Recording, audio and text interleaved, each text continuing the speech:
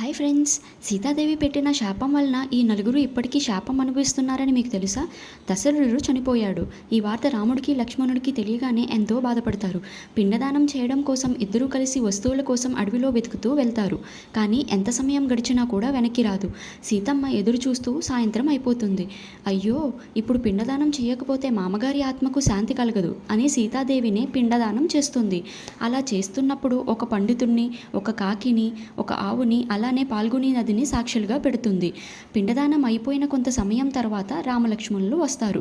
రాగానే ఇలా పిండదానం చేశాను స్వామి, కావాలంటే వీళ్ళని అడగండి, వీళ్ళు సాక్షులుగా ఉన్నారు అని చెబుతుంది. రాముడు వీళ్ళని చూడగానే వాళ్ళందరూ మేమేం చూడలేదు స్వామి, మాకేం తెలీదు అని అబద్ధం చెప్తారు.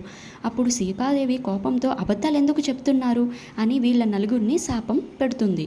బ్రాహ్మణుడికి నీకు ఎప్పుడూ తృప్తి అనేది ఉండదు అని, ఆవుని నువ్వు ఆహారం కోసం అడుగు తింటావని, కాకిని నువ్వెప్పటికీ ఏకాంతంగా భోజనం చేయలేవని, ఫాల్గుని నదిని ఒక చుక్క కూడా నీరు లేకుండా ఎండిపోతావని చెబుతుంది. ఈ శాప ప్రభావం ఇప్పటికీ మనం చూడవచ్చు. ఇలాంటి మరిన్ని ఇంట్రెస్టింగ్ వీడియోస్ కోసం మన ఛానల్ని లైక్ చేసి సబ్స్క్రైబ్ చేసుకోండి.